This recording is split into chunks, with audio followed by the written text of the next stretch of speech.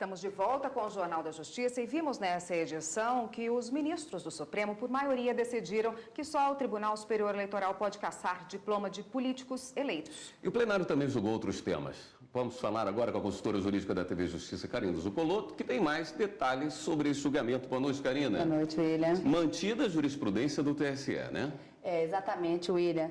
Nesse primeiro julgamento que foi realizado na sessão plenária dessa quarta-feira, os ministros se debruçaram sobre uma ação proposta por um partido político que questionava justamente decisões reiteradas do Tribunal Superior Eleitoral, confirmando a sua competência originária, ou seja, os recursos, os chamados recursos contra a expedição de diploma, devem ser processados e julgados diretamente no Tribunal Superior Eleitoral. E o que se buscava nessa ação era justamente que essa orientação do TSE fosse modificada para se estabelecer que, num primeiro momento, uma vez que fosse cassado a diplomação de um parlamentar que tivesse sido potencialmente deveria ser o candidato diplomado, o primeiro recurso deveria ser apresentado no Tribunal Regional Eleitoral, no local onde as eleições aconteceram, para que pudesse, inclusive, facilitar esse acesso ao Poder Judiciário. Mas os ministros, na sessão de hoje, por maioria de votos, acabou acompanhando o relator ministro Luiz Fux, que entendeu que dos argumentos trazidos nessa ADPF para mudar uma jurisprudência que já há muitos anos está consolidada no Tribunal Superior Eleitoral, está consagrada no Código Eleitoral também, não havia motivos para que houvesse alguma modificação. Um dos argumentos trazidos nessa ação é de que iniciar esse recurso, que na verdade, embora seja chamado de recurso, bastante foi frisado durante a sessão, trata-se efetivamente de uma ação de impugnação a essa diplomação, à expedição de diploma. O ministro Luiz Fux, relator, entendeu que não haveria, ao contrário do que se alegava, uma supressão de instâncias para que o Tribunal Superior Eleitoral pudesse fazer essa análise num primeiro momento. O ministro Luiz Fux disse: o julgamento da causa por um órgão hierarquicamente superior àquele que deu a ordem da diplomação potencializaria o devido processo legal. Essas são as palavras do ministro Luiz Fux para confirmar essa jurisprudência. Apenas o ministro Marco Aurélio ficou vencido nessa ação porque entendia que deveria sim haver um recurso primeiro para o Tribunal Regional Eleitoral, para tão somente depois ter o acesso à Corte Superior. Mas então, um julgamento por maioria de votos, mas julgada improcedente essa ação, um julgamento que foi até bastante rápido. Teve um outro processo hoje. Exatamente, teve outras duas ações diretas de inconstitucionalidade envolvendo matéria eleitoral também. Teve o julgamento iniciado, com a possibilidade de retomada amanhã na sessão plenária, e as duas da relatoria do ministro Luiz Roberto Barroso. Inclusive, Karina, a gente tem uma sonora, um trecho do voto do ministro. Vamos ouvir.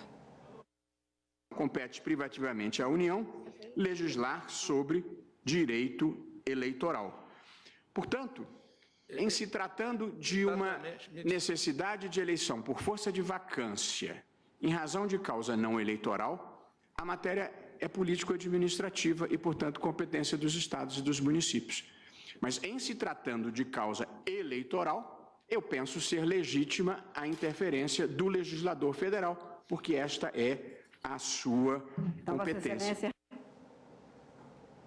Esse julgamento acabou sendo assim, o voto do ministro Luiz Roberto Barroso se alongou um pouco, mas de uma certa forma não terminou o julgamento. Vamos tentar entender qual era a grande discussão dessas duas ações diretas de inconstitucionalidade. O Código Eleitoral, em 2015, sofreu uma modificação em razão da mini-reforma eleitoral e previu que para algumas situações haverá eleições indiretas, sendo necessária uma decisão da Justiça Eleitoral com trânsito em julgado, quando importar em indeferimento do registro da candidatura, cassação do diploma ou perda do mandato de candidatos eleitos pelo sistema majoritário. Então, analisando a inconstitucionalidade de dois parágrafos desse artigo do Código Eleitoral, o ministro Luiz Roberto Barroso, num primeiro momento, entendeu que fazia sentido o que o Procurador-Geral da República entendeu como inconstitucional e, por isso, declarou inconstitucional a necessidade dessa decisão judicial da Justiça Eleitoral com trânsito em julgado. Então, ele disse que essa hipótese do trânsito em julgado para tão somente aplicar a cassação, o indeferimento e a perda do mandato seria demasiado, um tempo muito longo, e nisso acabou sendo acompanhado por alguns ministros que já votaram. Em outro ponto, ele declarou a inconstitucionalidade dessa nova regra de eleições indiretas para as eleições de presidente da República e vice-presidente da República e senador da República, que todos são eleitos pelo sistema majoritário. E entendeu dessa forma porque a própria Constituição Federal já disciplina as eleições indiretas nessas duas hipóteses. Então, não caberia ao legislador infraconstitucional estabelecer novas eleições indiretas. E manteve a constitucionalidade para essas novas eleições para os governadores de estado e prefeitos municipais, com uma observação. Entendeu que, em se tratando de matéria eleitoral, o legislador federal, o Congresso Nacional, pode legislar sobre a matéria, resguardando o Pacto Federativo no sentido da autonomia dos estados e municípios poderem legislar sobre matérias político-administrativas. Mas como essa matéria é eleitoral, ele afastou a inconstitucionalidade. Mas o ministro Alexandre de Moraes acabou já se manifestando num voto divergente. Bom, teve uma divergência do ministro Alexandre de Moraes que nós separamos um trecho aqui, deixa eu acompanhar.